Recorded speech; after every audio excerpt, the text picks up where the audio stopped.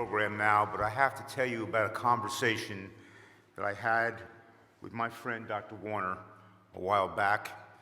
And it was a night when Dr. Warner and I were on the telephone together, and he was concerned about, despite all the things that he had accomplished in his life, where was it all going?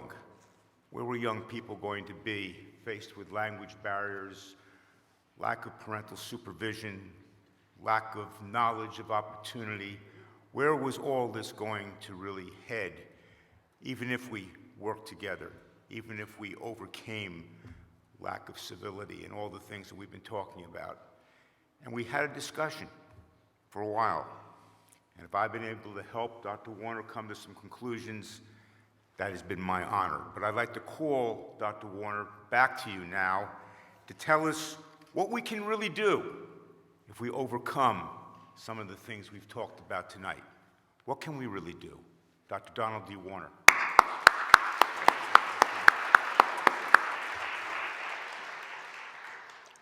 Thank you, and I want to express my appreciation to our rabbi and to Jeffrey for these conferences that we have on a yearly basis. This is the only place that I know that this happens. I've been looking for other places, but I can't find them. Jeffrey Donner took close to 70 minutes to introduce his talk. And he has me under instructions for 7 minutes. But it's all right. I love him anyhow.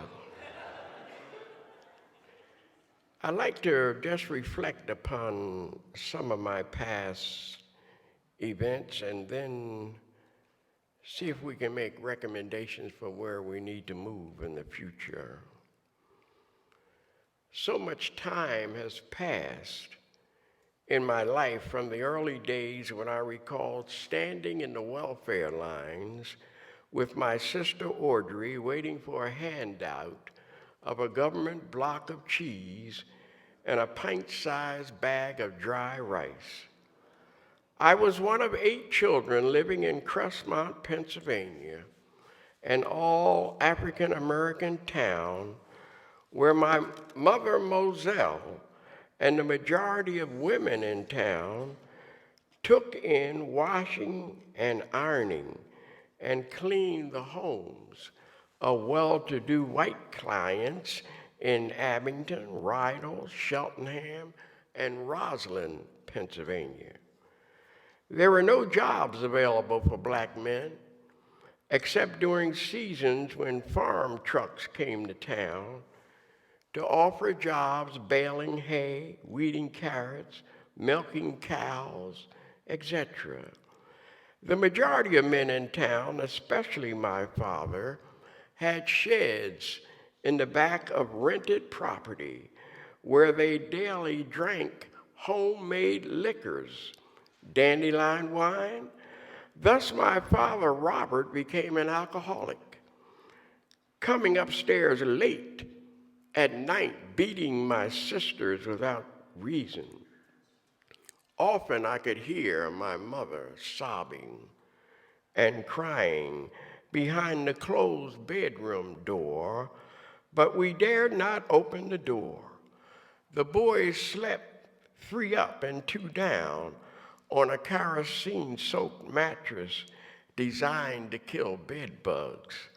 We walked barefooted to Park Elementary School, carrying our shoes tied around our neck and placed them on at the schoolhouse door.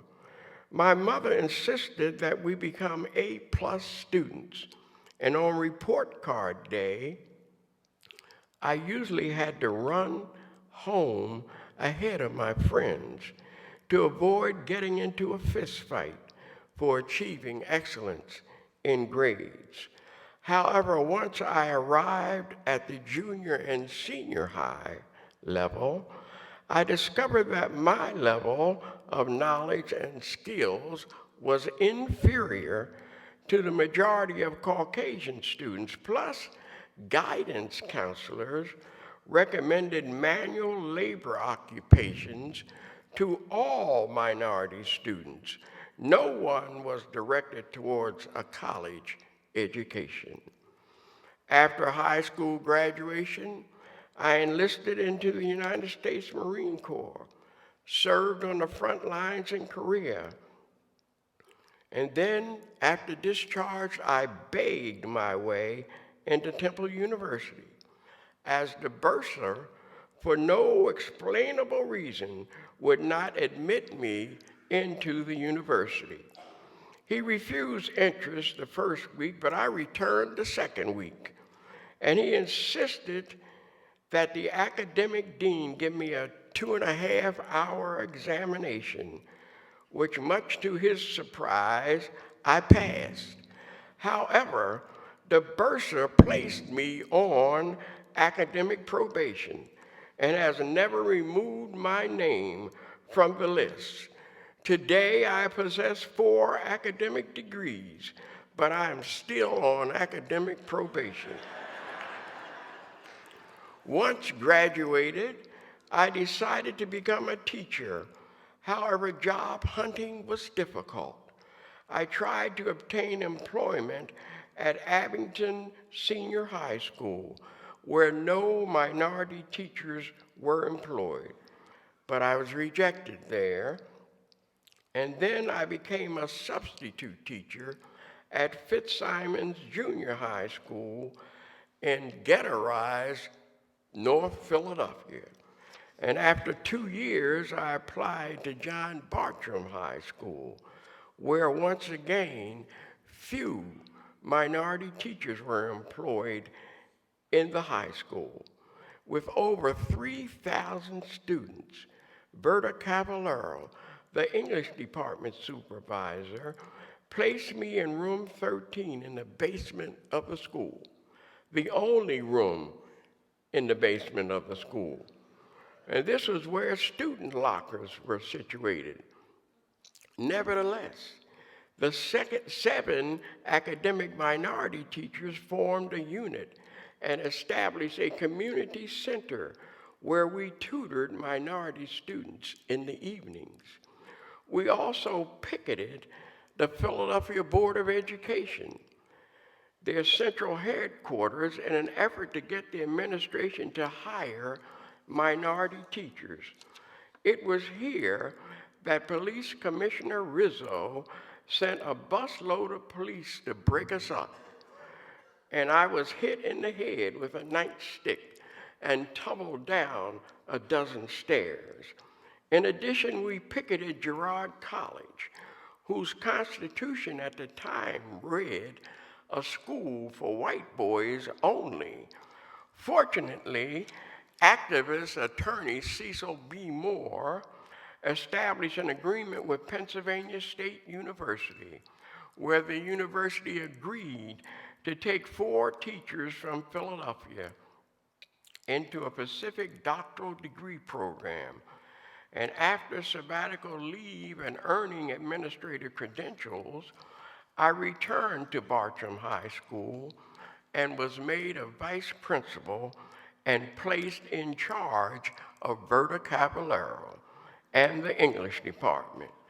In 2 to 3 years, I was made aware of a principal's position in Willingboro, where I became the first minority principal hired at the secondary level, while there, Willingboro gradually changed from 10 to 15% minority to 75% minority.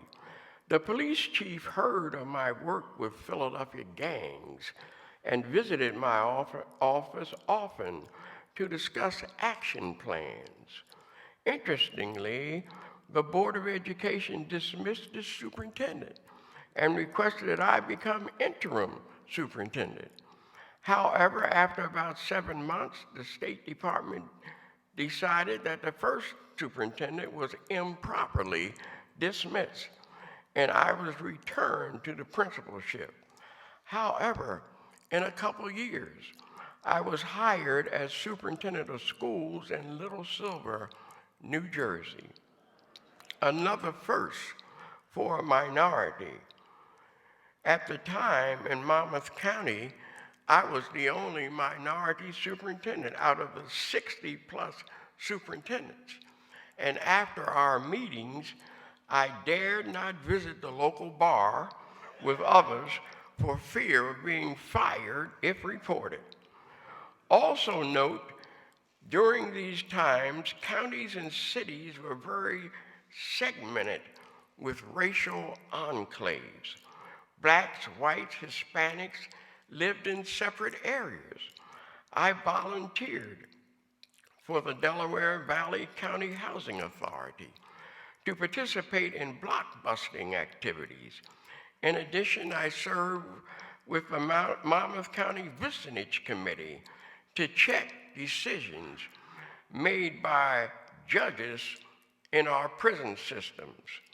I have mentioned a small portion of my experiences to remind us that all that we experience today is predicated on what has occurred in the past and its impact upon who we are and what we hope to become to fulfill Dr. King's dream. And that, in my opinion, requires a centralized commitment from a variety of organizations, religious institutions, state and county representatives. While mindful of our accomplishments and advancements in the area of racial justice, I still find myself searching for the just outcome envisioned by Dr. King. And to that end, I have observed an ever-increasing disintegration of the family unit and its impact upon the stubborn barriers to learning and the advancement of young people of color and youth in general, caught in the challenges of broken homes, distracted parents, missing parents, plus the temptations of the gang culture offering immediate rewards through quick, immediate monetary gratification. It's the lack of knowledge or preparation for employment. Plus, we are inundated with realities of low self-esteem, lack of respect for authority, coupled with economic disenfranchisement and the inability to deal with a productive economic environment. Therefore, we must develop and perpetuate local community vibrant committees to study today's housing patterns, our education systems, public, private, and the ever-increasing charter school movement. Therefore, I am advocating community, government, private partnerships to fully study and recommend effective approaches to improve all aspects of our socio-cultural economic lives. It must be multifaceted as it studies housing patterns, educational systems, employment opportunity, helping the homeless as regards food, shelter, clothing, and general safety, inclusive of job training, education, with the end result leading to an improved economy, excellence in education, and the development of visual role models from various walks of life and educational accomplishments. We as a people must work together to fulfill Dr. King's dream as we share the world together. Recognize the holiness of every individual. Every individual. Be responsible to care for one another while striving to use our anger constructively and walk through the world with confidence and walk with humility. No individual must be allowed to attempt suicide, as Shakespeare's Hamlet, who cried out, "Oh, that this too solid flesh would melt and dissolve into a dew." What he didn't understand, Hamlet, was the power of God and what God could do with a drop of dew. He could make beautiful flowers, create seas and oceans, and cause the world to change. My hallelujah belongs to you.